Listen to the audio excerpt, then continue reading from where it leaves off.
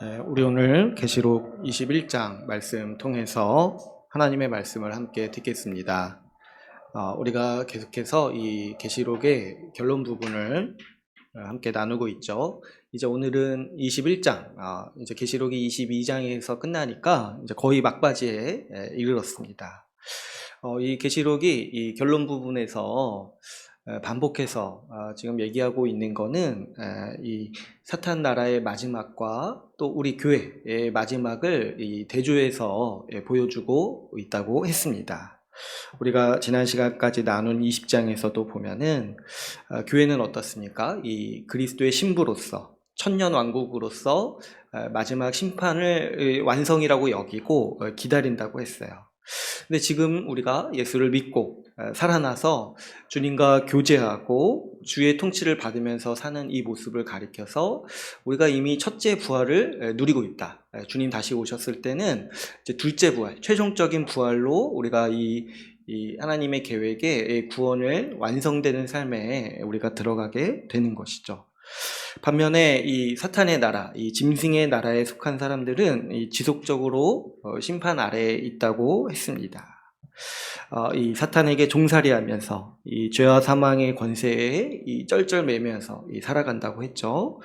그리고 이제 죽은 이후에는 음부에 있다고 했어요. 이제 성경에서 우리가 죽은 이후에 임시 단계에 대해서는 많이 말하지 않는데 우리 신자들은 낙원에 있다, 주와 함께 낙원에 있다 이런 언급이 있고, 이 믿음이 없는 자들, 죄인으로 죽은 자들은 죽은 이후에 음부에 있다. 계시록에서는 뭐 바다에 있다, 사망에 있다 이렇게 표현하기도 하는데, 아무튼 그 굉장히 안 좋은 곳에, 죄의 심판을 받는 곳에 있다는 거죠. 근데 이 사람들도 어떻게 된다고 했습니까? 마지막 날에 부활해서 최종적인 심판을 받기 위해 이 부활해가지고 그때 이제 최종적인 심판을 받아서 둘째 사망의 심판을 받는다라고 우리가 지난 시간에 나누었습니다. 그래서 이렇게 계시록 말씀은 지속적으로 이 두 나라의 삶에 대해서 대조하고 있어요. 겉으로 보기에는 저 짐승의 나라, 우상들의 나라가 견고해 보이고 화려해 보이고 많은 물질적 이득과 또 부귀 영화를 누리는 것 같지만은 실상은 지속적으로 하나님의 심판 아래에 있고 결국에는 최종 심판인 둘째 사망의 심판에 넘겨질 운명에 있다는 것이죠. 그러나 우리 교회의 삶을 볼 때 현실에서는 비록 연약할 수도 있고 넘어질 수도 있고 또 박해와 미혹 가운데서 힘들게 살아갈 수 있습니다. 그러나 우리 주님께서 이 말씀을 통해서 우리에게 보여주는 현실이 뭐냐니까 예수 그리스도의 생명을 받아서 우리가 첫째 부활을 누리는 삶이라는 거예요. 하나님의 말씀에 반응하고 주의 말씀을 지키려 살려고 하는 그 자체가 생명을 가진 삶이라는 것이죠. 그뿐만 아니라 우리 예수님이 다시 오실 때 우리가 최종적인 부활에 참여함으로써 좋은 세상을 누리게 된다라고 말씀은 우리에게 지속적으로 강조하고 있습니다. 그래서 우리가 이 계시록의 말씀, 이 특별히 환상으로 보여주시는 말씀이 이 현실을 꿰뚫어 보라고 이렇게 특별히 이 상징과 환상을 통해서 우리에게 가르쳐주고 계시는 거죠. 그래서 이 말씀의 상징들과 환상들을 깊이 새겨서 우리가 현실을 살아갈 때 분별할 수 있어야겠습니다. 특별히 오늘 21장부터는 본격적으로 우리 교회의 마지막 모습에 대해서 집중해서 다시 한번 보여주고 있습니다. 그래서 이 상징과 환상의 언어로 우리가 앞으로 어떻게 될 것인가, 우리가 앞으로 어떤 세상을 맞이할 것인가에 대해서 그 세상의 모습을 설명하고 있습니다. 바꿔 말하면 예수님이 다시 오셔서 완성하실 나라, 우리가 이제 흔하게 부르는 그 천국이 어떤 모습인지에 대해서 우리 어떻게 보면 성경 전체에서 가장 자세한 묘사로 그때를, 그 나라를 설명하고 있습니다. 사실 우리가 이제 과거에 천국에 대해서 굉장히 좀 신비한 이야기들이 많이 있었어요. 그리고 뭐 이렇게 천국에 한번 갔다 왔다 하시는 뭐 간증도 있었고, 또 그중엔 또 굉장히 우리가 받아들이기에 허무맹랑한 이야기도 있고 한데요. 그래서 우리가 천국에 대한 이해가 굉장히 혼재되어 있습니다. 그런데 오늘 말씀을 통해서 이 완성된 천국의 특징, 완성된 하나님 나라의 특징을 그래서 제대로 이해하는 것이 중요할 수 있습니다. 사실 이 천국에 왔다 가는 거는 중요하지 않아요. 그거는 잘못 이해할 수 있어요. 더 중요한 건 뭐냐면 오늘 본문에서 마지막 완성될 세상의 특징을 뭐라고 얘기하는지를 제대로 이해하는 것이 중요한 거죠.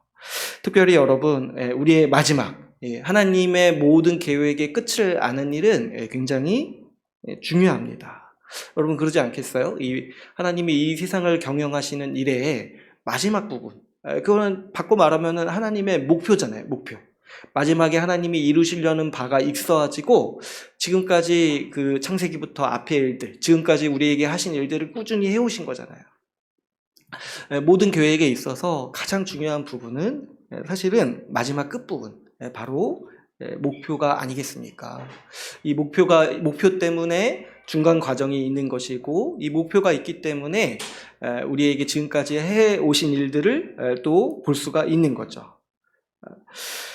하나님이 계획하신 종말, 이 목표가 지금 우리의 삶을 지배하기 때문에 우리에게는 그 하나님이 무엇을 이루시려고 하시는지를 아는 것이 중요합니다. 그래서 그 하나님이 마지막 때 무엇을 이루려는지를 알 때 그것을 우리의 이정표로 삼을 수 있는 거예요. 하나님의 목표가 저거구나 라는 걸 알고 내가 오늘을 살아갈 수 있는 거죠. 세상 사람들도 그렇게 살지 않습니까? 마지막에 이루는 목표가 자기 나름대로 있기 때문에 그 목표에 따라서 자기 나름의 삶을 지금 이렇게 살아가는 거잖아요. 마지막에 이루려는 바를 생각하고, 우리도 마찬가지라는 거예요.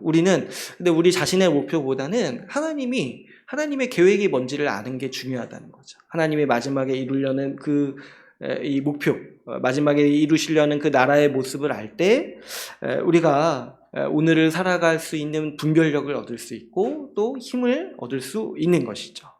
그래서 오늘부터 이제 이 하나님께서 마지막의 때에 대해서 완성하실 나라의 모습을 말씀해 주실 때 그 나라의 특징들을 우리가 자세히 살펴보기를 원합니다. 오늘 본문의 이 1절 말씀을 보면은 우리에게 익숙한 표현이 나오죠. 주님이 마지막 날에 완성될 세상을 가리켜서 뭐라고 부르시냐니까 1절을 보시면 새하늘과 새 땅이라고 부릅니다. 새하늘과 새 땅. 이건 이제 많이 들어보셨을 거예요. 줄여서 신천신지인데 또 줄여가지고 신천지라고 많이 부르죠. 그러니까 굉장히 좋은 단어인데, 이걸 어떻게 진짜 악독한 이단이 선점해가지고 자기들 교단명으로 쓰는 게 참 안타까워요. 원래 우리가 더 많이 써야 되는데 많이 오염됐지만, 그래서 신천지라고 부르지 못하지만 우리는 이제 우리 한글로 새하늘과 새 땅, 마지막 완성될 세상을 하나님 이 성경에서 이렇게 부르는 거예요. 새하늘과 새 땅. 그런데 이 말씀에 대해서, 이 표현에 대해서 우리가 생각해 보고 넘어가야 될 지점이 있는데요. 어떤 사람들은 여기서 주님이 완성하시는 세상을 지금과는 완전히 다른 새로운 세상이라고 여깁니다. 그러니까 새하늘과 새 땅이라고 하니까 어떤 생각을 하냐면, 그럼 지금 여기가 아니라 하나님이 이 우주에 아니면 다른 곳에 다른 세상을 만드신다고 생각을 한다는 거죠. 그러니까 뭐 이렇게 이 부분에 있어서 구체적으로 생각을 안 하시는 분들도 많이 있겠지만은 이런 개념들이 있다는 거죠. 지금 우리가 사는 지구는 심판하시고 파괴하시고 다른 곳에 새로운 천국을 만드신다고 여기는 분들이 있습니다. 아니면 또 어떤 분들은 마지막에 우리가 존재하는 세상을 생각할 때 그냥 우리 몸도 없이 그냥 영으로서 하늘 위에서 존재한다라고 여기는 분, 그러니까 영혼으로서 우리가 최종적으로 존재한다고 여기는 분들도 있습니다. 근데 이거는 가장 잘못된 오해예요. 이거는 사실 이단이나 할 법한 주장이에요. 우리가 마지막 때에 영혼으로서 존재한다. 이거는 이건 기독교라고 할 수 없을 정도로 아주 악독한 이단이 주장할 법한 주장입니다. 여러분 이제 조금 낯서신 분들도 있을 수 있겠지만은 우리 기독교의 핵심 교리 중 하나가 몸의 부활이에요. 그래서 우리가 사도신경을 고백할 때 몸의 부활을 믿는다라고 매주 고백을 합니다. 근데 이제 안타깝게도 우리가 이 부분에 대해서 많이 못 듣다 보니까 어떤 분들은 계속 교회를 오래 다녔어도 계속 마지막 때에 우리가 영혼으로 산다라고 인식하시는 분들이 있는 거예요. 그런데 설마 내가 좀 그렇게 오래 살아오셨어도 이제부터 이제 매주 사도신경을 고백하는 사람으로서 우리가 몸으로서 부활한다라는 것을 인식하고 그거를 명확히 바라보고 살아가야 돼요. 이 몸의 부활이 우리 기독교의 핵심 교리예요. 이게 무너지면은 우리는 정통교회라고 할 수 없는 거죠. 그러니까 마지막에 몸으로서 부활하지 않고 영혼으로서 존재한다라는 거는 기독교 역사상 2000년 교회 역사상 정통교회가 한 번도 주장한 적이 없는 주장인 거예요. 근데 참 이상하죠? 왜 많은 사람들이 그렇게 생각을 하고 있을까요?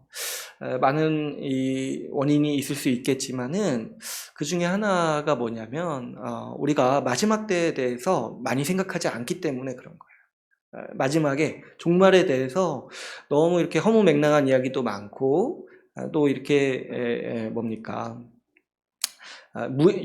좀 유해한 이야기들, 사이비 종말론 같은 이야기들도 많고 하니까 오히려 이 마지막 때에 대해서 이야기를 많이 하지 않는 거죠. 그런데 사실 제가 이제 계시록 앞에서도 말씀을 드렸지만 우리가 마지막 날 하나님이 오셔서 예수 그리스도가 오셔서 완성하실 세상에 대해서 생각하지 않고 살아가는 거는 기형적인 신앙이라고 했어요. 그거는 정말 제가 볼 때 성경을 지속적으로 보면서도 생각하는 게 이상한 신앙이에요. 신약 성경은 온통 그 얘기들로 가득해요. 마지막 날에 우리 주님이 오셔서 완성하실 세상을 소망해라. 신약 성경을 어디를 펴도 이 얘기들로 가득해요. 근데 이상하게 우리가 오늘을 살아갈 때 예수님 다시 오실 거에 대한 기대도 없고 주님이 다시 오셔서 완성하실 세상을 소망하지도 않고 그냥 이렇게 살아가는 거는 이 기형적인 모습이라고 했어요. 믿음, 소망, 사랑 중에 소망이 없는 종교인 거예요. 그러니까 사실 이 문제가 심각하다. 그래서 우리가 이 계시록을 나누면서 제가 지속적으로 말씀드린 거는 마지막 때의 모습을 명확히 알고 지속적으로 그것을 소망하고 마지막 때에 예수님이 오셔서 완성하실 세상에 힘입어서 오늘을 살아가는 것이 우리가 사는 방식임을 알고 우리가 좀 그렇게 소망해야 된다고 했어요. 그래서 이제 의식적으로 예수님 다시 오실 것을 소망하고 예수님이 다시 오시면 정말 좋을 거라고 우리가 의식적으로 지금 생각하면서 살아야 된다라고 제가 말씀을 드렸습니다. 어쨌든 하나님께서 우리가 지금 사는 세상이 아니라 다른 세상을 새롭게 만드신다라는 주장은 굉장히 이단적인 사상이라고 할 수 있습니다. 그래서 한번 생각해 보시면 이게 말이 안 돼요. 그죠? 하나님께서 지금 이렇게 열심히 일하고 계시는 이유가 뭡니까? 지금 죄로 말미암아서 이 타락한 세상과 사람을 회복하시기 위해서 지금까지 예수 그리스도를 보내시고 지금까지도 일하고 계신다는 거잖아요. 근데 이 세상을 회복하기 위해서 지금까지 일하고 계시는데 마지막 날에 이 지구를 버리신다고요? 그런 어리석은 생각이 어디 있습니까? 만약에 하나님이 이 지구, 이 세상, 만드신 세상을 버리시고 포기하시려면은 그 아담이 죄 짓자마자 그렇게 하시면 됐던 거였잖아요. 근데 뭐하러 지금까지 공들여서 그것도 하나님의 전부이신 예수 그리스도를 통해서 구속을 행하셨는데 마지막 날에 가서 그걸 버리신다고 하는 게 상당히 어리석은 주장인 거죠. 하나님의 창조를 비하하고 하나님이 창조하신 것을 실패했다. 그래서 버려야 된다. 부셔야 된다. 이렇게 주장하는 거는요. 사탄의 주장이에요. 사탄의 그 목표가 뭐냐면 그냥 이 세상을 망가뜨리고 싶은 거예요. 하나님이 만드신 게 보기가 싫거든요. 어떻게든 하나님을 비하하고 싶거든요. 그런데 하나님은 그렇지 않다고 했죠. 하나님은 이 창조하신 세상을 기뻐하시고 보시기에 좋았다라고 말씀하셨잖아요. 보시기에 좋았고 그래서 하나님은 이 세상을 자랑스러워하시고 어떻게든 우리와 함께 이 세상을 회복시키시고자 지금도 일하고 계신다라고 했죠. 그러므로 우리가 여기서 나오는 이 새하늘과 새 땅을 지금과 다른 전혀 새로운 다른 어떤 곳의 세상이라고 생각하는 것이 아니라 저 하늘 위의 세상, 아니 내지는 이 우주에서 새로 하나님이 만드시는 세상이 아니라 지금 우리가 살고 있는 이 지구, 이 세상을 하나님께서 회복시키시고 갱신하셔서 완성하시는 세상이라고 우리는 충분히 이해할 수 있습니다. 그죠? 이 지금 새라는 표현 때문에 헷갈리는 거잖아요. new 이런 표현 때문에 헷갈리는 거잖아요. 근데 우리가 이 새롭다 할 때 완전히 새로운 것도 있지만은 갱신해서 회복해서 뭔가 이렇게 고쳐져서 새로운 게 있어요. 우리 많이 아시는 말씀 중에 고린도후서 5장 17절 말씀 중에 이런 말씀이 있습니다. 그런즉 누구든지 그리스도 안에 있으면 새로운 피조물이라. 이전 것은 지나갔으니 보라 새 것이 되었도다. 여기서도 지금 신자를 가리켜서 새 것이 되었다 얘기하잖아요. 그죠? 새로운 사람, 같은 단어예요. 이 새하늘과 새 땅, 새 사람, 같은 단어예요. 근데 여러분, 그래서 우리가 이 예수 믿은 신자를 가리켜서 새 사람이 되었습니다. 이렇게 표현 많이 쓰죠. 근데 여러분 한번 생각해 보세요. 새 사람이 되었어요. 근데 그러면은 제가 지금 새 사람이 되었는데 이전에 나는 완전히 내 육체가 없어지고 완전히 새로운 김솔찬 2 해가지고 새로운 사람이 된 게 아니죠. 이전에 내가 회개하고 갱신하고 회복돼가지고 새로운 사람이 된 거예요. 그러니까 나는 계속 나예요. 그런데 이 마음이 바뀌고 새로운 생명을 얻어서 새 사람이 되었다라고 성경이 말씀하는 거죠. 마찬가지로 우리가 살고 있는 이 세상도 하나님께서 회복하시고 갱신하셔서 새 하늘과 새 땅이 되었다라고 말씀하는 것이죠. 오늘 말씀에서 보면은 이 바다가 다시 있지 않다 이런 말씀도 있는데요. 1절에 그래가지고 이제 그러면은 하나님이 완성하시는 세상에는 이제 바다가 없는 것이냐? 그러면 진짜 큰일이죠. 우리 그러면 매번 여행을 바다 보러 가야 돼요. 어떻게 해야 합니까? 다시 못 보는 거잖아요. 근데 우리가 그렇게 이해하지 않는 거는 바다도 하나님이 만드신 피조물이기 때문에 하나님이 완성하실 세상에 그대로 있을 거예요. 더 멋진 모습으로 변화돼서 있을 거예요.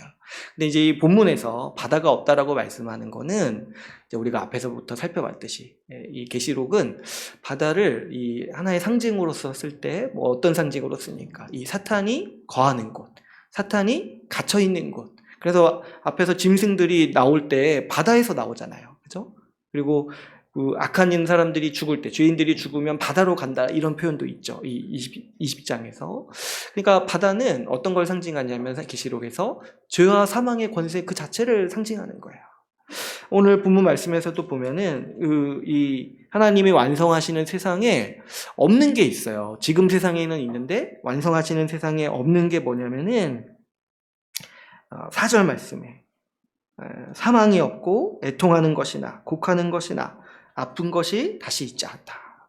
그러니까 죄와 사망의 권세가 하나님이 완성하시는 나라에 아예 없다는 거예요. 죄의 모든 영향이 아예 없다는 거예요. 그래서 그것을 상징으로 말씀하실 때 바다가 없다. 이런 표현으로 이 1절에서는 얘기하고 있는 것이죠. 그러므로 이 새하늘과 새 땅의 가장 큰 특징 중에 하나가 뭐냐니까 이 죄와 사망의 권세가 없고 죄로 말미암은 결과가 없는 좋은 세상이라는 거죠. 죄의 결과와 영향, 이 고통과 질병, 사망 같은 우리 인간의 삶을 괴롭게 하고 고통스럽게 하는 모든 죄와 그 죄의 영향들이 제거된 세상, 그 죄가 정복된 세상이 바로 하나님이 완성하시는 이 새하늘과 새 땅인 거죠. 앞에서도 제가 말씀드렸지만 우리가 예수 믿어서 죄의 저주를 극복한 새 사람이 되었습니다. 그죠? 정죄를 받지 않고 죄와 사망의 권세를 이기고 첫째 부활을 누리는 새 사람이 되었어요. 마찬가지로 우리가 사는 세상도 이 죄와 사망의 권세를 극복한 새 하늘과 새 땅이라는 영광스러운 모습으로 회복된다라고 하나님은 말씀하고 계십니다. 여러분 지금 우리가 보는 자연도 아름답고 우리에게 기쁨을 줍니다. 그런데 우리가 생각해 봐야 될 거는 이 세상도 지금 우리가 보는 세상이요. 죄의 영향 아래 오염되어 있고 타락한 측면이 있는 그런 측면이 강한 세상이라는 거죠. 사람이 죄를 지었을 때 사람만 죄와 저주의 형벌을 받은 게 아니에요. 우리 창세기 말씀에서도 살펴보면은 아담이 범죄했을 때 아담이 다스렸던 이 피조 세계도 같이 죄의 저주 아래 들어갑니다. 이 가시더불과 엉겅퀴를 내도록 저주를 받았습니다. 그래서 그때 이후로 이 피조 세계도 이 자연 세계도 죄와 저주에 빠져서 원래의 영광과 아름다움을 잃어버리게 된 것이죠. 우리 말씀 한 구절 좀 살펴볼까요? 이 로마서 8장 19절에서 22절 한번 보도록 하겠습니다. 제 성경책으로는 249페이지입니다. 로마서 8장 19절에서 22절 말씀. 우리 같이 한번 읽어볼게요. 19절부터 22절까지 읽어보겠습니다. 시작. 피조물이 고대하는 바는 하나님의 아들들이 나타나는 것이니 피조물이 허무한데 굴복하는 것은 자기 뜻이 아니오 오직 굴복하게 하시는 이로 말미암음이라. 그 바라는 것은 피조물도 썩어집에 종노릇한 데서 해방되어 하나님의 자녀들의 영광의 자유에 이르는 것이라. 피조물이 다 이제까지 함께 탄식하며 함께 고통을 겪고 있는 것을 우리가 아느니라. 네, 지금 로마서 말씀이 말씀하는 바가 뭡니까? 이 아담이 범죄한 이래로 피조물도, 피조세계, 이 자연세계도 이 죄와 사망의 고통 아래 신음하고 있다는 거예요. 근데 그 바라는 게 뭐예요? 하나님의 아들들이 나타나서 하나님의 아들들이 나타나서 이 세상이 회복되기를 바란다는 거예요. 하나님의 아들은 여기서 이제 신자, 교회를 말하는 거죠. 아담이 범죄해서 이 자연세계도 죄의 영향 안에 들어갔으니까 이 피조세계가 꿈꾸는 게 뭐예요? 회복된 인간, 회복된 하나님의 아들, 바로 이 교회, 신자가 나타나면은 뭐를 소망할 수 있다는 거예요? 이제 나도 저 썩어짐의 종로를 이 죄와 사망의 권세에 벗어나서 하나님의 영광에 이를 수 있겠구나. 다시 그 예전에 그 영광을 회복할 수 있겠구나. 이것을 온 피조세계가 함께 고통하고 신음하고 인내하면서 소망하는 것이 뭐냐면 교회와 함께 다시 영광스러운 모습으로 회복되기를 고대하고 있다는 거예요. 그러니까 지금 우리가 보는 이 자연세계가 굉장히 사실은 고통을 겪고 있는 거예요. 죄 때문에. 죄와 사망의 권세에 매여가지고 계속 고통을 겪고 있는데 이들에게도 이 자연세계에도 소망이 뭐냐면 예수님 다시 오셔서 이 새하늘과 새 땅으로 변화시켜 주시는 것. 그래서 하나님이 창조하신 그 영광을 회복하기를 온 피조세계가 지금도 원하고 있다는 거죠. 근데 지금 이 피조세계가 아주 소망을 가지고 있는 게 뭐냐니까 딱 보니까 뭐예요? 하나님의 아들들, 하나님께서 회복하신 사람들이 지금 나타나고 있다는 거예요. 그럼 이거는 뭐에 대한 사인인 거예요? 앞으로 이제 주님 다시 오셔서 이 세상을 완전히 회복하실 것에 대한 사인이라는 거죠. 피조세계 입장에서는. 그래서 기대하고 고대하고 있다라고 말씀은 우리에게 가르치고 있습니다. 이제 마지막 남은 일이 뭐냐면 우리가 예수 믿어서 여러분 새 사람이 되었잖아요. 그죠? 이제 마지막 남은 거는 예수 그리스도가 다시 오셔서 이 세상을 새하늘과 새 땅으로 만들어 주시는 것, 회복시켜 주시고 완성하시는 일이 남아 있다는 거죠. 하나님은 이렇게 마지막 날에 예수 그리스도 다시 오시는 날에 이 창조를 완성하신다라고 오늘 말씀은 우리에게 가르치고 있습니다. 여러분, 그래서 우리는 그때 회복될 세상이 어떤 모습인지 우리는 상상해 볼 수 있어요. 만약에 마지막에 우리가 사는 세상이 영의 세계다. 그리고 여기가 아닌 다른 세계라고 한다면은 우리는 상상할 수가 없어요. 어떤 세계인지를 아예 모르잖아요. 근데 말씀이 말하는 것처럼 우리가 앞으로 살게 될 세상이 지금 살고 있는 우리의 이 땅을 갱신시키고 회복시키시는 새하늘과 새 땅이라면은 우리는 주님 오셔서 완성하실 세상의 모습이 어떠할지를 미리 상상해보고 또 기대할 수가 있다라는 거예요. 몇 가지 생각해 볼 수 있죠. 먼저는 이 저주를 받은 게, 이 피조세계가 저주를 받은 모습이 이 가시덤불과 엉겅퀴를 낸다고 했어요. 이게 뭐냐니까 생산량이 급격하게 줄어드는 거예요. 생산량. 그래서 우리도 추수를 1년에 한 번 하잖아요. 그죠? 근데 이제 좋은 땅을 가진 나라는 세상에 추수를 3번 하는 데도 있대요. 그러니까 원래 추수가 한 번 있는 게 정상이 아니라는 거죠. 원래는 3번. 성경에 어디 보니까 한 달에 한 번.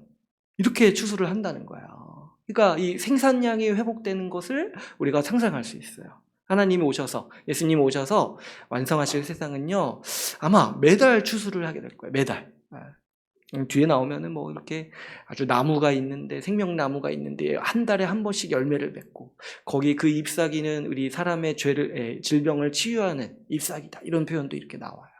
어쨌든 예수님이 다시 오셔서 완성하실 이 피조세계의 모습, 우리가 상상할 수 있는 몇 가지 중에 하나가 뭐냐면 생산력이 왕성하게 회복될 것이다. 그리고 또 원래 이 피조세계는 어떻습니까? 하나님께서 사람이 잘 살 수 있는 최적의 조건으로 만드신 세상이에요. 사람이 살아가기 위해서 이 환경을 조성하신 거잖아요. 근데 지금 이제 이 세상, 이 피조세계도 죄 때문에, 그리고 타락해가지고 좀 인간을 위해서 잘 환경을 조성해야 되는데, 그렇지 않아요. 지금 보면 사람이 자연과 싸우고, 자연도 사람에게 보복하고, 이런 이제 악순환에 우리가 빠져 있죠. 그러다 보니까, 우리가 참 살기 힘들 때가 있어요. 너무 덥거나 너무 추울 때. 힘들죠. 그리고 또 어떻습니까? 요즘에 이렇게 미세먼지 이렇게 있고 그럴 때 좀 힘들죠. 그런 거 볼 때 예수님이 오셔서 이 땅을 완성하실 때는 그런 이제 이 인간이 살아가기 가장 좋은 최적의 환경으로 바꿔주실 거라는 걸 우리가 소망할 수 있죠. 온도도 좀 어때요? 우리나라가 뭐 사계절이 뚜렷하다고 하지만 사실 좀 괴로워요. 어떻게 보면은 더울 땐 너무 덥고 추울 땐 너무 춥잖아요. 근데 세상에 보니까 뭐 이렇게 해양성 기후 가진 나라들은 여름에는 시원하고 겨울엔 따뜻하대요. 그러니까 원래 이게 정상이 아니라는 거죠. 그러니까 주님 오셔서 완성하실 나라에 생각해 볼 수 있는 거, 이 해양성 기후.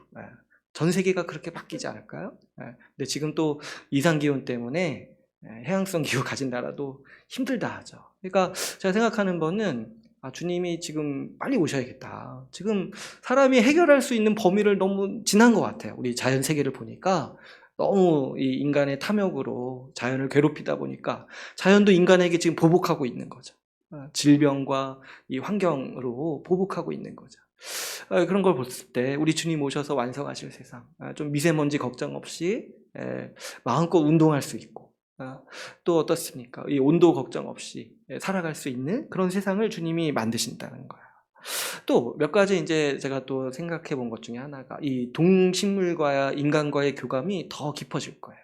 여러분, 원래 하나님은 사람을 세상의 왕으로 만드셨어요. 그래서 이제 아담으로 하여금 동물들에게 이름을 짓도록 하셨죠. 생물들에게. 그때 이제 모든 식물들, 동물들이 아담 앞에 나와서 복종하고 아담의 말을 굉장히 잘 따랐어요. 근데 이제 인간이 범죄하면서 서로 원수가 됐죠. 그래서 이제 모든 동물들 중에 그냥 요즘에 사람 따르는 종이 그렇게 많지 않잖아요. 그죠? 뭐 강아지나 고양이 정도? 이 두 동물은 그래도 좀 덜 타락한 동물. 사람을 좀 따르잖아요, 그래도. 그죠? 근데 이제 제가 보니까 어떤 이제 영상에서 보니까 우리 동물원의 사육사들 있잖아요. 동물원의 사육사들 보니까 맹수도 이 사육사들을 굉장히 잘 따르더라고요. 그래서 사자랑 이렇게 같이 이렇게 생활하는 사육사들을 봤는데, 그러니까 그런 걸 보니까 원래 저 동물들도 사람을 원래 잘 따르고 사람과 깊은 교감을 누리던 존재였던 거예요. 그런데 지금은 이제 이 죄 때문에 모두가 타락해가지고 인간도 동물을 학대하고 동물도 인간을 무서워하고 두려워하고 따르지 않죠. 그랬을 때 우리 주님 다시 오시고 완성하실 세상에 이 모든 것이 회복된다고 볼 때 이 동식물들과도 굉장한 큰 교감을 이루는 세상이 올 것이다라는 것을 우리가 생각해 볼 수 있습니다. 지금은 이제 애완동물이라고 하면은 뭐 몇 가지 없지만은 그때는 모든 동물들이 우리의 애완동물이 될 거예요. 그죠? 그때는 우리가 사자도 같이 살고, 뭐 호랑이 좋아하시는 분 호랑이 같이 살고, 저는 고래를 좋아하는데 고래 보기 너무 힘들잖아요. 고래랑도 같이 이렇게 어울려서 지내고, 이런 세상이 이제 올 거라는 거예요. 근데 이런 이제 여러 가지 상상을 우리가 할 수 있는데, 우리 삶에 대해서 또 생각을 해볼 때, 여러분 생산력이 증가한다라는 거 한번 생각해 보세요. 우리 땅이 저주를 받은 이후로 생산력이 급감해가지고, 우리 인간에게 미친 가장 큰 영향이 뭐냐면, 우리의 노동이 저주를 받은 거예요.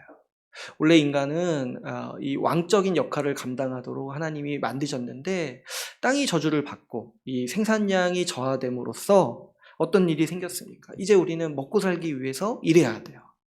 원래 노동은 고귀한 일이었고 보람된 일이었습니다. 그런데 이 땅이 저주를 받음으로 인해서 우리 인간의 노동이 먹고 살기 위한 이 고된 노동으로 전락해 버린 것이죠. 근데 이제 여러분, 예수 그리스도가 오셔서 완성하실 세상은 그럴 필요가 없는 세상이라는 거예요. 먹고 살기 위해 일할 필요가 없는 세상. 왜냐하면 매달 열매가 열리고 매달 추수를 할 수 있는데 먹고 살기 위한 공포와 걱정이 어디에 있겠습니까? 그래서 그때부터는 우리의 노동이 굉장히 많이 바뀔 거예요. 이전에는 먹고 살기 위해서 노동했다라면은 지금부터는 지금부터가 아니죠. 그때부터는 좀 우리가 그 공포에서, 먹고 살기 어려운 그 공포에서 벗어나서 어떻습니까? 과거에 내가 포기했던 꿈을 쫓아서 살 수 있어요. 여러분 각자 어렸을 때 하고 싶었던 일이 있었잖아요. 근데 우리가 대부분 포기하는 게 뭐예요? 포기하는 이유가 뭐예요? 그거 가지고 먹고 살기 힘드니까 내 꿈을 접어버리고 그냥 이제 환경에, 현실에 맞춰서 일하게 되잖아요. 그게 우리 보통의 삶이잖아요. 근데 그 나라에서는 그럴 필요가 이제 없다는 거예요. 먹고 사는 문제가 다 해결됐는데 그러면 이제부터 내가 진짜 하고 싶은 일을 내 업으로 삼아서 할 수 있죠. 이렇게 음악을 하고 싶은 분이 있으면은 지금 하지 마시고 그때 가서 하면 되는 거예요. 그때 가서. 이렇게 어렸을 때부터 꿈이 이렇게 예술계 쪽, 예체능 쪽. 지금 이제 많이 또 어렵지만은 그때 가서는 마음껏 할 수 있는 거예요. 그래서 마지막 날에는 우리가 우리의 은사를 마음껏 사용해서 우리의 꿈을 필 수 있는 새로운 세상이 이제 펼쳐지게 된다는 것이죠.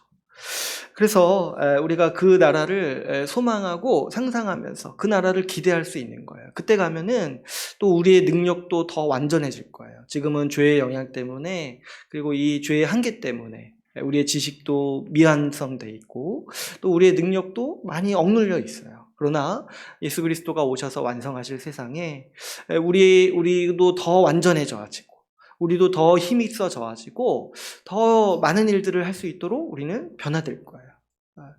이렇게 현실의 한계들이 많이 있잖아요. 이렇게 어떻습니까? 음악을 하고 싶은데 음치야. 그럼 어떻게 해요? 지금 세상에서는 죄 때문에 그런 거예요. 그게 죄 때문에. 그런데 이 앞으로 올 세상에서는 음치가 없을 거예요.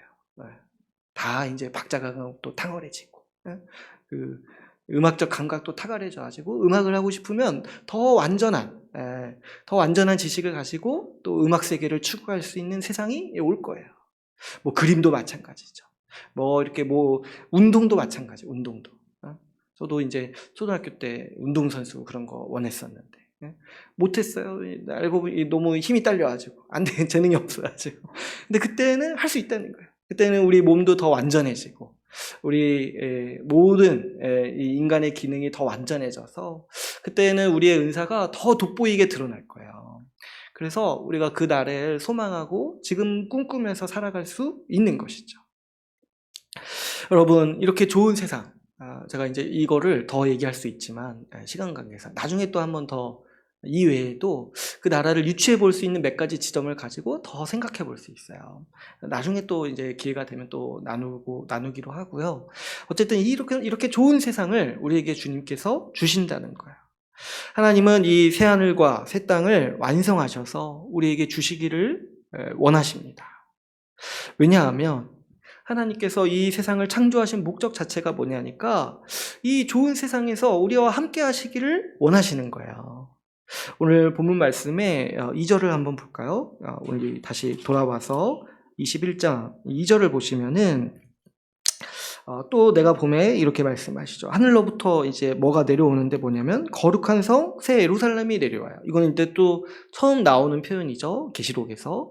근데 이게 뭔가 가만 보니까 뭐라고 불러요?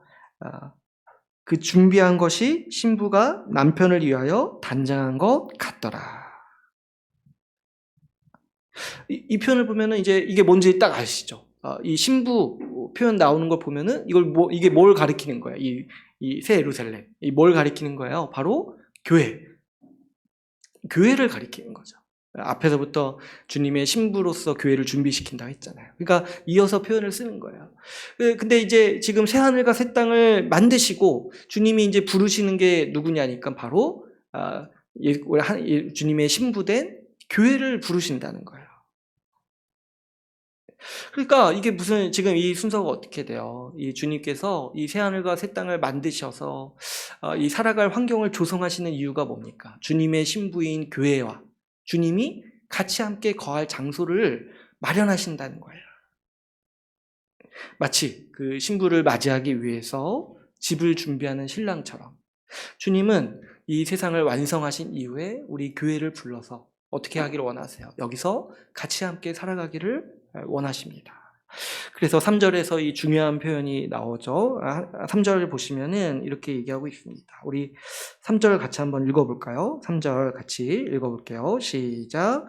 내가 들으니 보좌에서 큰 음성이 나서 이르되 보라 하나님의 장막이 사람들과 함께 있음에 하나님이 그들과 함께 계시리니 그들은 하나님의 백성이 되고 하나님은 친히 그들과 함께 계셔서 여기서 이 3절에서 어떤 표현을 씁니까? 하나님의 장막이 사람들과 함께 있다. 이 말씀을 하십니다. 이거는 이제 구약의 그 표현들을 그대로 가져온 건데요. 왜 장막이라는 표현을 쓰냐면은 장막이라는 말 그 자체에 거하다라는 의미가 있어요. 함께 거하다. 그죠? 이 장막이 왜 치겠습니까? 거기서 이제 거하기 위해서, 거기서 거주하려고 장막을 치는 거잖아요. 근데 하나님이 장막을 치시는데 어디에 장막을 치시냐니까 바로 우리와 같이 이 새하늘과 새 땅에 우리를 이 교회, 예수 그리스도의 신부인 교회를 불러놓으시고 하나님도 그분의 거처를 우리와 함께 하신다라는 거예요. 이것이 바로 그래서 어떻게 한다고 했어요? 이 3절에서 하나님께서 사람들과 함께 거하신다. 주님이 지금 이 새하늘과 새 땅을 만드시고 이 교회를 회복시킨 그 목적이 뭐냐니까 우리와 같이 살기 위해서, 우리가 같이 함께 거하시기 위해서 주님은 이 세상을 완성하신다라고 우리에게 말씀하고 있습니다. 여러분, 하나님께서 세상을 만드시고 사람을 만드신 이유는 우리와 깊은 교제를 나누기 위해서인 거예요. 그런데 이 죄로 말미암아 사람이 하나님을 떠났죠. 그리고 죄로 말미암아 이 세상도 많이 타락했습니다.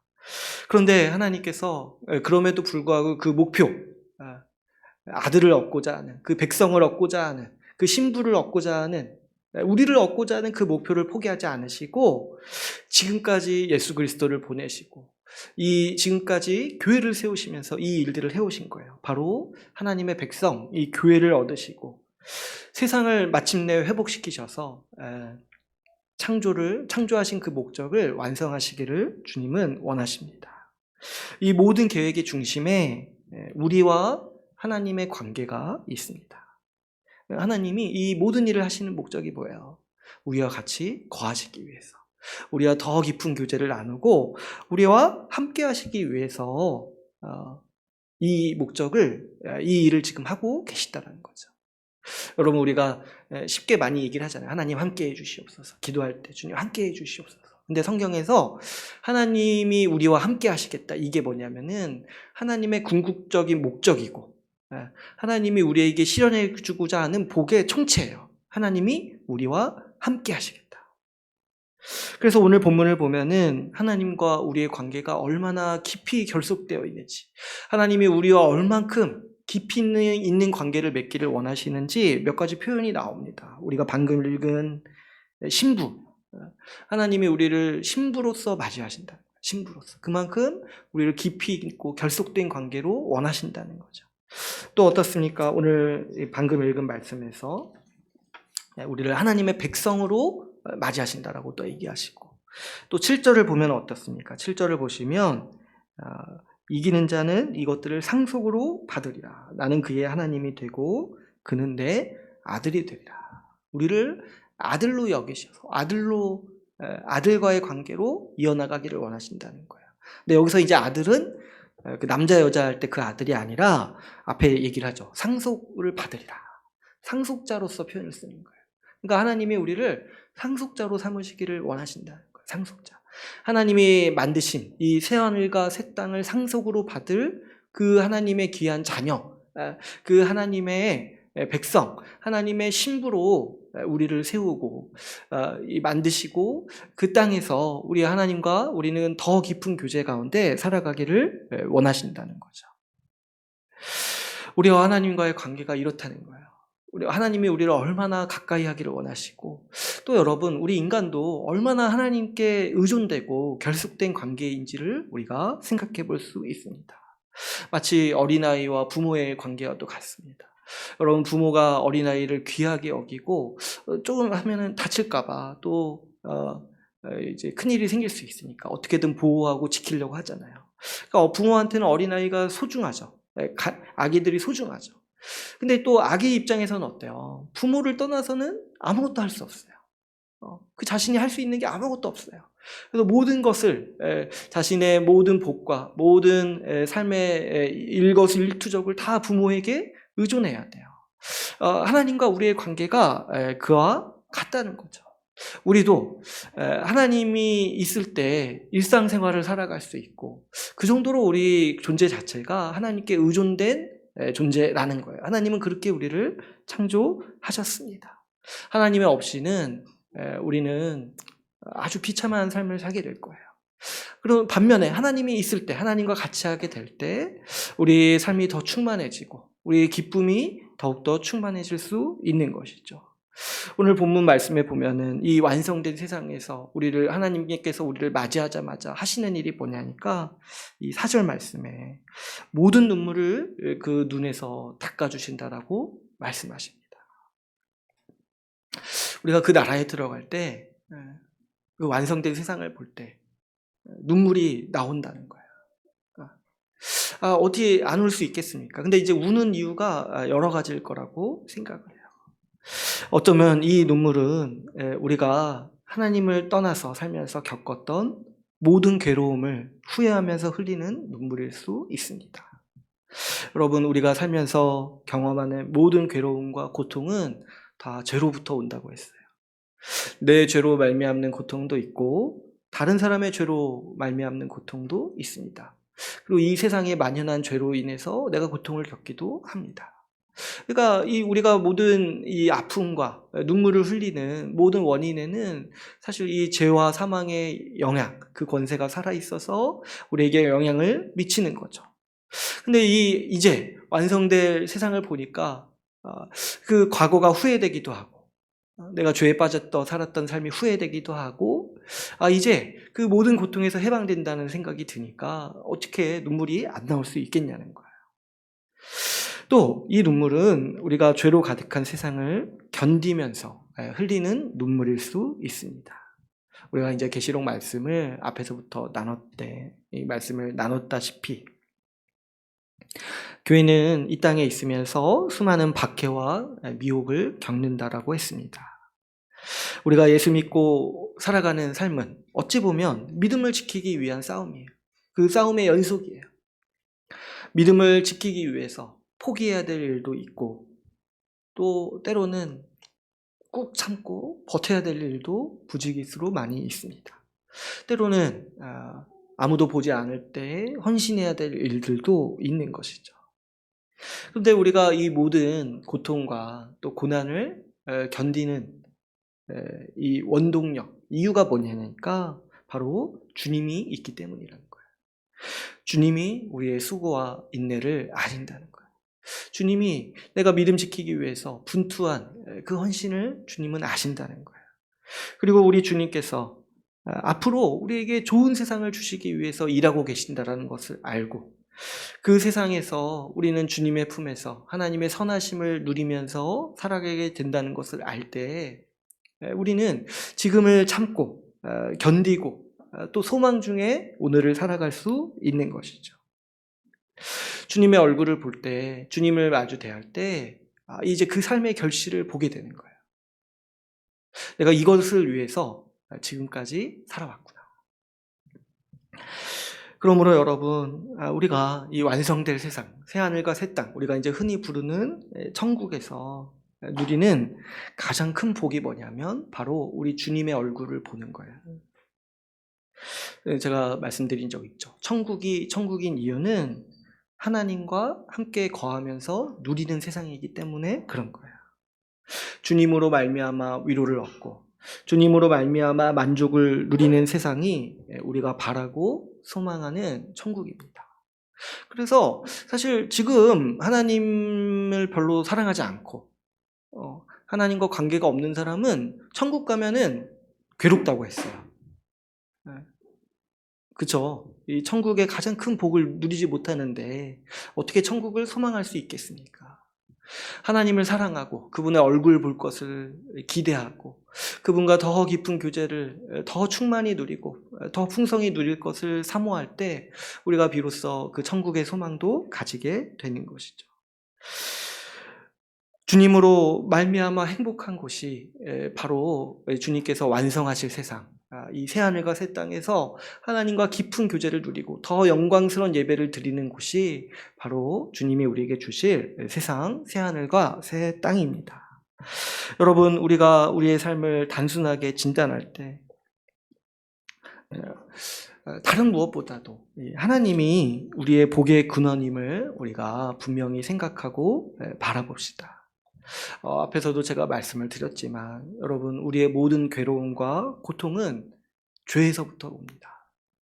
근데 이 죄의 본질은 뭐라고 했어요? 바로 하나님을 떠난 마음의 상태라고 했죠. 우리의 모든 고통과 괴로움은요, 하나님을 떠났기 때문에 존재하는 거예요. 죄로 말미암아 우리는 고통스럽고 죄의 결과 때문에 나도 힘든데 사실 내 주변 사람도 내가 힘들게 하는 거예요. 근데 어떻습니까? 우리 죄인은 이 죄의 영향에서 빠져나올 수가 없어요. 자기 스스로의 힘으로 빠져나올 수 없어요. 그래서 죄의 저주에 빠졌다라고 성경은 말하는 겁니다. 제가 예전에 사회에서 일을 할 때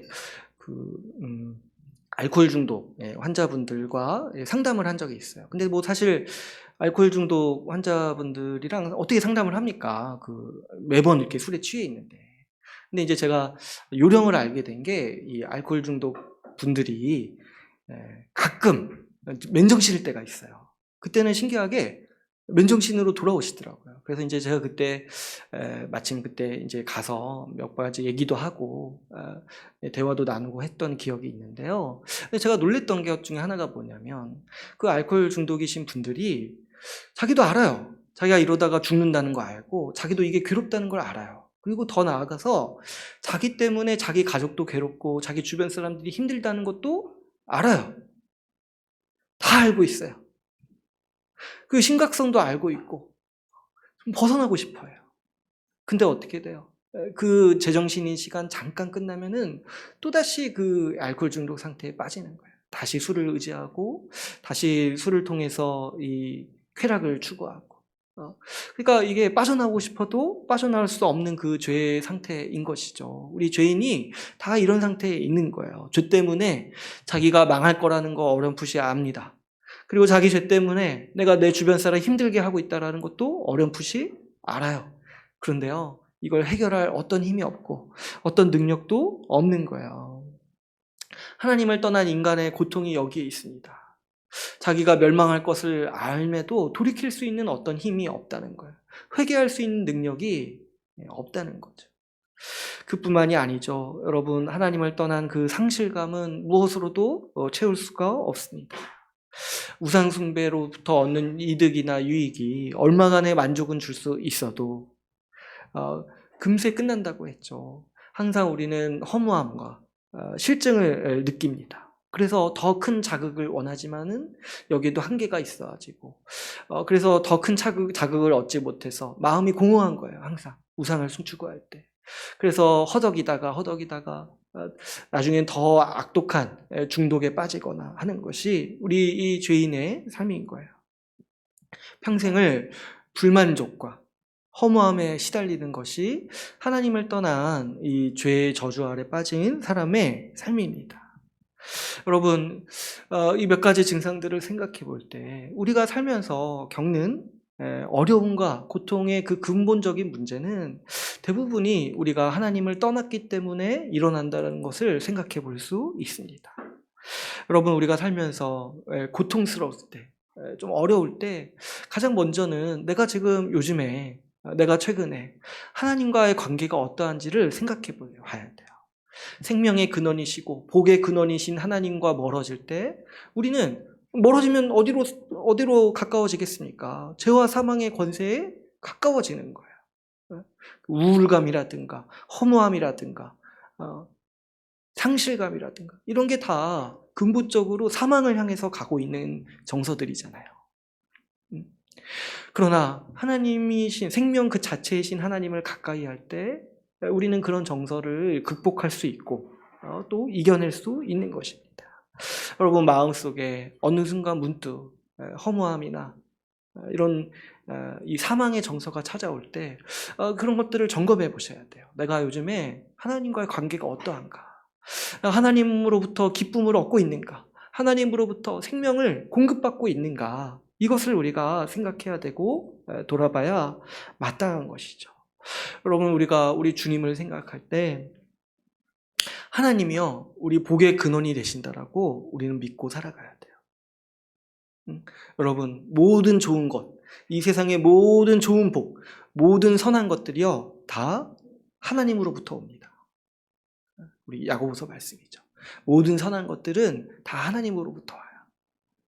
우리가 주님을 더 의지하고 주님과 더 깊이 교제하고 주님께 더 가까이 있을 때 우리는 하나님이 주시는 하늘의 선한 것들을 누리며 생명력을 가지며 살아갈 수 있습니다. 오늘 본문 말씀에서도 하나님께서 생명수를 주신다라고 말씀하시죠.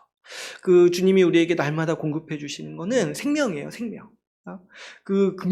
이 세상을 긍정하고 이 힘있게 살아갈 수 있는 능력, 생명력을 주신다는 거예요. 여러분, 우리가 이 의지가 반드시 있어야겠습니다. 모든 좋은 것들이 다 우리 주님으로부터 온다라고 여기고 다른 어떤 것이 아니라 다른 어떤 물질이나 우상이 아니라 오직 우리 주님으로부터 가장 좋은 것이 온다는 것을 여기고 범사에 우리 주님을 간절히 의지하고 붙들기를 원합니다. 특별히 여러분 우리 하나님께서 우리에게 주시는 가장 특별한 선물은 바로 오늘 본문 말씀에 나온 것처럼 이 새하늘과 새 땅입니다. 이 새하늘과 새 땅에서 주님과 함께 살아가는 삶을 상속으로서 우리에게 주신다라고 말씀하고 있습니다.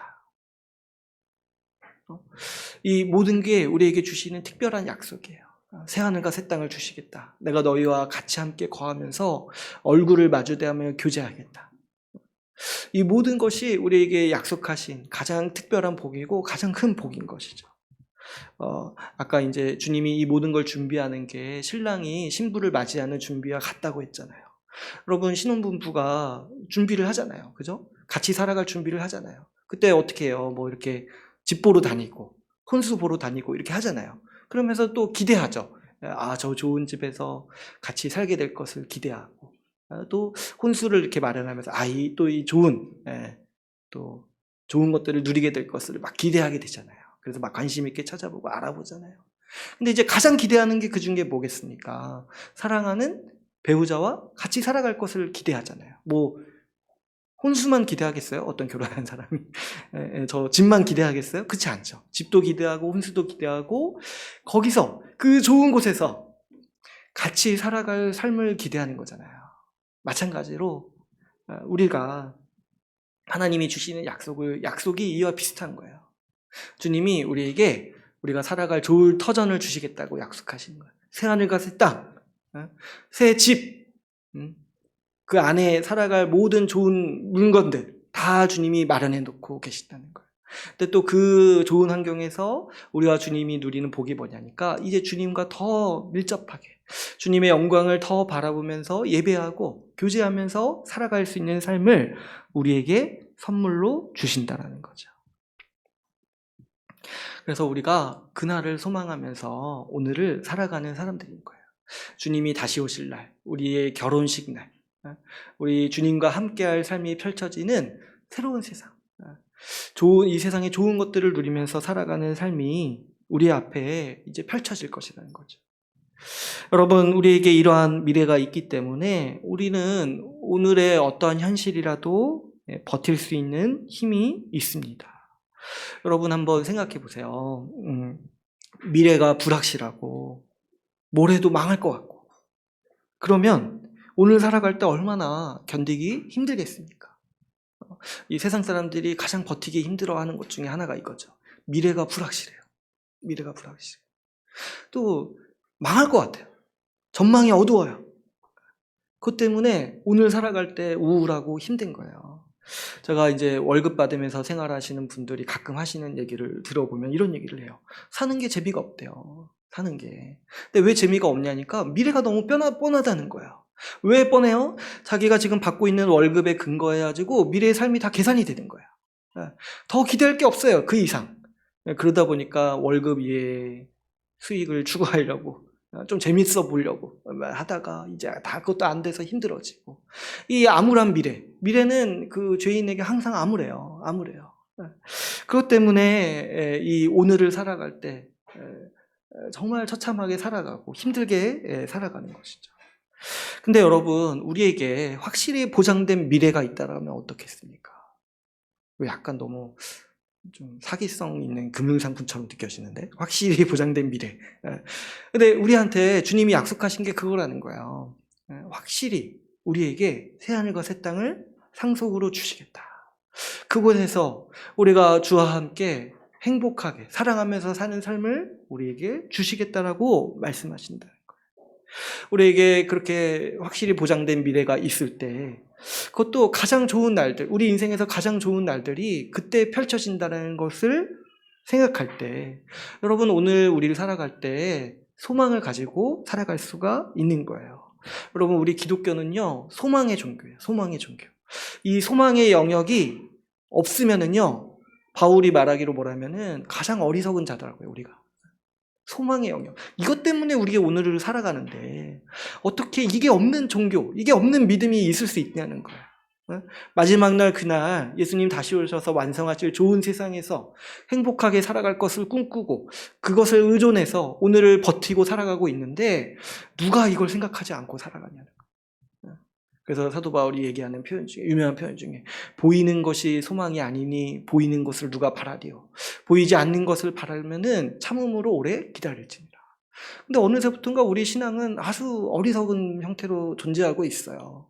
보이는 것만 소망하고 있어요. 보이는 것만. 그게 뭐냐니까 불신자의 삶이라는 거예요. 눈에 보이는 소망.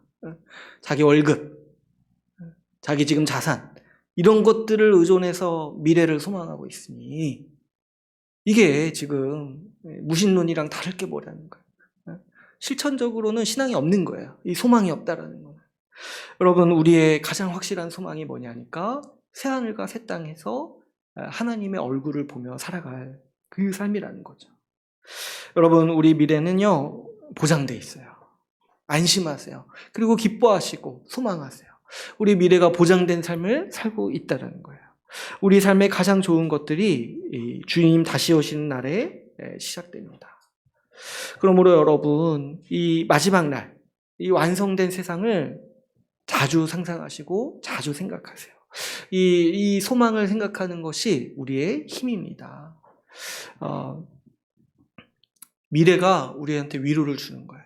왜냐하면 우리에게는 확실히 보장된 미래가 있기 때문에. 주님이 분명히 말씀하시는 미래가 있기 때문에 그 미래가 우리에게 오늘을 살아갈 힘을 주는 거예요. 이것이 우리 신자가 살아가는 방식입니다. 미래에 이 일이 있을 것을 알기 때문에 오늘을 버티는 거예요. 오늘을 견디는 거예요. 이 힘으로 우리 신앙의 선배들은 다 살아간 거예요. 이 힘으로 어떤 고난이나 역경이 어려움이 있더라도 견딘 거예요. 소망이 있기 때문에. 여러분, 이 소망의 능력과 힘을 우리가 다시 찾아야 됩니다. 미래를 소망하는 힘으로 오늘 하루를 버티고 또 오늘 하루를 인내할 수 있도록 우리가 힘을 길러야 하는 것이죠. 휴가를 앞둔 직장인이 고된 업무를 참고 견디듯이, 결혼을 앞둔 두 사람이 고된 준비를 참고 견디듯이, 미래에 있을 확실한 소망 때문에 오늘을 우리가 견디면서 살아갈 수 있는 것입니다. 여러분, 우리는 그날의 좋은 세상과 좋은 환경에서 사랑하는 사람들과 함께 하나님을 예배하면서 살아갈 거예요. 그 세상에서 더 이상 집 걱정, 돈 걱정 전혀 할 필요 없습니다. 자연과 함께 좋은 환경을 다 누리게 될 거예요. 전원주택 그때는 다 가지게 될 거예요. 지금 미리 소망할 필요 없어요. 지금 가질 필요 없어요. 그때는 더 우리가 이 땅을 다 누리게 될 것입니다. 그뿐만 아니죠. 사랑하는 사람들과 함께 맛있는 것을 먹으면서 즐겁게 매일을 살아가게 될 거예요. 우리 주님의 얼굴을 마주 보면서 아주 영광스러운 예배를 우리가 드리게 될 것입니다. 여러분, 이때를 생각하면서, 그때를 생각하면서 우리가 오늘을 살아갈 때 힘을 내고 소망을 가져야 돼요. 그날이 얼마나 좋을지 여러분 많이 생각하세요. 많이 생각하세요. 많이 생각하고 의식적으로, 이것이 우리한테 익숙하지 않기 때문에 의식적으로, 의지적으로 생각해야 돼요. 그때가 되면 얼마나 좋을까. 제가 이제 교회 개척하고 초창기에 이런 얘기를 많이 했더니 몇몇 분들이 그런 얘기를 가끔 하세요. 주님이 빨리 오셨으면 좋겠다. 또 주님 오시면 또 얼마나 좋을까. 이런 얘기들을 많이 하세요. 그런 얘기들을 또 많이 하면 좋을 것 같아요. 서로에게 주님 오셨으면 얼마나 좋을까. 주님 오셔서 이렇게 변화될 텐데 그 삶이 얼마나 우리에게 기쁠 것인지를 많이 이야기해야 돼요. 저도 개인적으로 이렇게 현실을 오늘날 이렇게 살아가면서 가장 아쉬운 것 중에 하나가 시간의 한계가 많이 아쉽더라고요. 시간의 한계. 좀 우리 교회 주일에 또 더 많이 보고 더 깊게 교제하고 더 또 많은 활동하면서 더 재밌게 보내고 싶은데 또 각자 생업이 있고 그래서 이제 시간의 한계가 있는 거예요. 그래서 우리가 나들이 갈 때 이렇게 같이 이렇게 모여서 교제할 때 언뜻 이 교제의 기쁨을 누리는 거잖아요. 근데 이제 제가 그 시간의 한계 때문에 생각하는 바가 뭐냐면은 주님 다시 오시면은 더 오래 같이 있을 수 있을 거야. 주님 다시 오시면은 더 오래, 더 많은 것들을 누릴 수 있을 거야. 올해 우리가 제주도 갔잖아요. 제주도 가서 벌써 이제 짧게 있었잖아요. 짧게 있었는데 그런 생각을 하는 거죠. 주님 오시면 한 달씩 같이 여행 가고 한 달이 뭡니까? 몇 년씩 같이 여행 다니면서 거기서 같이 교제하고 즐겁게 살아갈 수 있겠구나. 이런 생각들을 많이 하게 되는 것이죠. 여러분, 많이 상상하시고 많이 의지적으로 기억해내셔야 돼요. 우리 앞으로 좋은 세상이 펼쳐질 것이라는 것을 꿈꾸면서 살아가야 됩니다. 마지막으로 여러분, 우리의 끝이 어떠할지, 우리의 마지막이 어떠할지 우리가 분명하다라면은 우리가 오늘을 어떻게 살아가야 할지도 분명해집니다. 여러분, 목표가 인생을 지배하는 거예요. 내 인생의 내가 마지막이라고 생각하는 바가 오늘 내가 어떻게 살아갈지를 지배하는 거예요. 그렇지 않습니까? 세상 사람들도 돈이 목적인 사람들은 그걸 열심히 추구하면서 오늘을 살고, 집이 목적인 사람은 그걸 추구하기 위해서 오늘을 열심히 살잖아요. 안정된 삶이 목표인 사람은 그 안정된 삶을 얻고자 열심히 살잖아요. 그런데 여러분, 우리의 마지막을 한번 생각해 보세요. 우리는 지금 확실한 미래, 주님과 새하늘과 새 땅에서 함께할 확실한 미래가 보장된 사람들입니다. 우리가 우리 인생의 마지막 날에 이토록 풍성하고 완전한 충만한 삶을 누릴 것인데 우리가 구태여 현재의 삶에서 그보다 못한 삶을 추구할 필요가 없는 것이죠. 세상 사람들이 그토록 원하는 안정된 삶이라든지 조금 더 편한 삶을 우리가 추구하면서 거기에 우리의 인생의 정력과 에너지를 낭비하면서 살 필요가 사실은 없어요. 왜 그렇습니까? 우리 가장 좋은 것을 주님 다시 오시면 누리게 될 텐데요. 가장 부할 텐데요, 그때가. 근데 뭐하러 구태여? 우리 인생 남은 짧은 시간에 안정된 삶, 좀 이렇게 더 편한 삶, 이런 것들을 뭐하러 추구하겠습니까?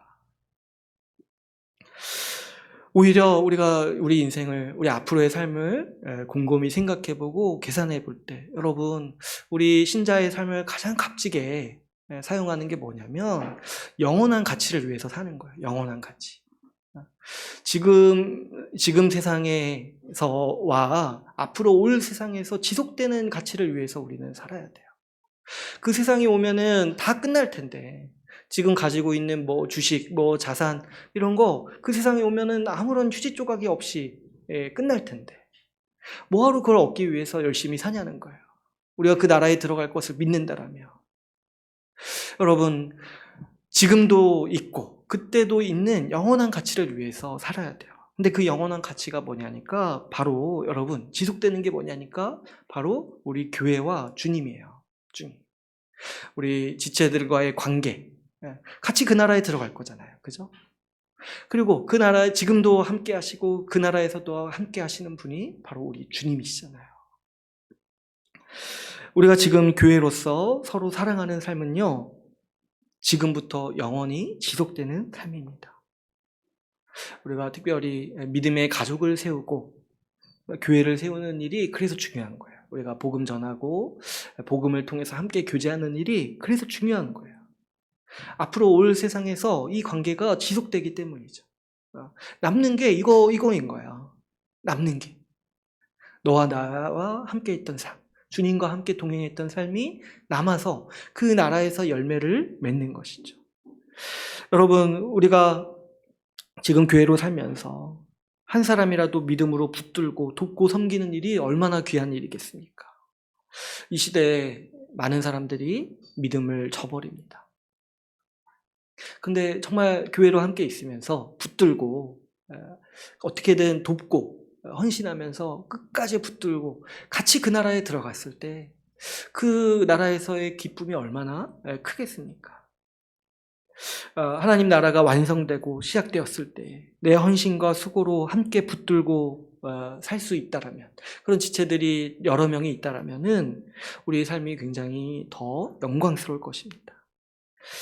우리가 지금 사랑하면서 지금 서로를 섬기고 돌보면서 살아가는 삶은요, 어쩌면 앞으로 올 세상에서 더 깊이 사랑하기 위한 준비요, 훈련일 수 있습니다. 새하늘과 새 땅이 시작되었을 때 아마도 우리는 깜짝 놀랄 거예요. 뭐냐니까 너무도 많은 부분이 우리 교회 생활이랑 닮아 있기 때문인 거죠. 그곳에서 우리가 서로 사랑하면서 주를 예배하고 이 교제하는 삶이 이미 내가 교회에서 해왔던 삶이라는 것을 알고 그것을 기뻐하게 되고, 아마 놀라면서 이것이 나한테 익숙하구나 라는 걸 알고 하나님께 감사하게 될 거야. 내가 지난 삶을 헛되게 살지 않았구나. 내가 지난 삶, 살아온 삶의 결과를 이 땅에서 보고 있구나. 이런 것들을 보게 되면서 우리가 더 기뻐하고 감사하게 될 것입니다. 그러므로 여러분, 우리 마지막 때 예수님 다시 오실 때에 완성된 세상을 그려볼 때 지금 우리는 어떻게 보면은 울어야 될 때일 수 있습니다. 지금은 우리는 울면서 씨를 뿌려야 될 때인 거예요. 지금 내 믿음 지키기 위해서 울어야 돼요. 내 믿음을 어떻게든 지키고 믿음으로 자라기 위해서 애쓰고 부단히 애쓰고 울어야 돼요. 더 나아가서 내 지체를 돌보고 붙들기 위해서 지금 울어야 됩니다. 오늘날에 얼마나 많은 사람들이 신앙을 버리고 있는지 모르겠어요. 참 안타깝게도 조금만 참으면 되는데, 조금만 더 배우면 되는데, 수많은 사람들이 신앙을 저버리고 자기가 지금 하나님을 떠났다라는 사실도 모른 채로 이미 이 주님을 떠나서 살고 있는 모습들을 많이 보게 됩니다. 우리가 그런 사람들이 우리 교회에 있지 않도록, 우리 교회에 없도록, 그런 일이 우리 교회에 발생하지 않도록 우리 지체들을 붙들고, 우리 지체들을 섬기고, 붙들기 위해서 많이 울어야 되고, 또 교회 밖에 있을지라도 신앙으로 돌이키기 위해서 우리가 많이 힘쓰고 돌봐야 하는 것이죠. 또 무엇보다도 우리는 한 사람이라도 더 구원하기 위해서 울어야 됩니다. 복음을 전해서 한 사람이라도 이 회복된 하나님 나라, 새하늘과 새 땅에 같이 들어가도록 하기 위해서 우리는 지금 또 애쓰고 울어야 될 때입니다. 여러분 한번 생각해 보세요. 얼마나 불쌍한가. 지금 믿음이 없는 사람들, 이 미래가 불안하게 여겨져서 공포감을 가지고 우울감을 가지고 살아가는 사람들, 지지할 기반이 없어가지고 항상 이리 치이고 저리 치이면서 살아가는 사람들이 얼마나 불쌍한가 한번 생각해 보세요. 우리가 그 불쌍한 사람들을 돕고 같이 함께 하나님 나라를 누리게 하기 위해서 지금은 복음 전하고 복음으로 양육하고 믿음을 지키도록 돕기 위해서 같이 함께 울고 헌신할 때입니다. 여러분, 우리가 이 마지막 날을 생각하면서 함께 울면서 씨를 뿌리는 사람이 됩시다. 마지막 날에 큰 영광이 있을 것을 알기에 우리는 오늘도 수고를 감당할 수 있습니다. 이제 오늘 말씀을 맺겠습니다. 오늘 우리는 이 본문 말씀을 통해서 우리의 영광스러운 미래를 함께 나누었습니다. 하나님께서 이 새하늘과 새 땅으로 이 세상을 완성하시고 교회에게 상속으로 좋은 세상을 주십니다. 앞으로 올 세상이 복된 이유는 그곳에서 우리가 하나님과 거처를 함께하며 살기 때문입니다. 이 새하늘과 새 땅을 항상 소망하면서 오늘을 값지게 살아가는 우리 주의 나라 교회가 되기를 간절히 소망합니다. 오늘 말씀을 마치고 같이 기도하는 시간을 갖도록 하겠습니다. 이 시간 우리 같이 기도하실 때 드는 말씀 붙잡고 함께 기도합시다. 먼저는 우리 하나님을 붙들고 기도합시다. 내가 우리 살아갈 때 다른 어떤 것보다 하나님을 의지하고 하나님으로부터 복을 찾는 그런 복된 신자 되게 해달라고 기도합시다. 다른 어떤 곳에서 만족을 얻으려 하는 것이 아니라 눈을 다른 데로 돌리는 사람이 아니라 복의 근원이신 하나님만을 의지하고 매일 아침 저녁으로 우리 주님을 의지하고 주님의 기반 위에 서 있어서 우리가 생명의 힘으로 살아갈 수 있는 사람 되게 해달라고 기도합시다. 또 두 번째로는 우리 소망을 갖게 해달라고 기도합시다. 미래에 대해서 막연한 불안감과 또 어려움 가지고 살지 않게 하여 주시고 우리 확고한 미래가 있음을 알게 하셔서 우리가 그 나라를 소망함으로 오늘을 힘있게 살아갈 수 있게 해달라고 기도합시다. 하나님 나라에서 완성된 하나님 나라에서 복된 삶 누릴 것을 더욱더 소망함으로 오늘의 힘겨움들을 이겨내고 더 나아가서 주변에 복음을 전하고 믿음을 지킬 수 있도록 돕는 자 될 수 있도록 해달라고 우리 같이 들은 말씀을 붙잡고 같이 함께 기도하시겠습니다. 하나님 아버지 감사합니다. 오늘 말씀을 통해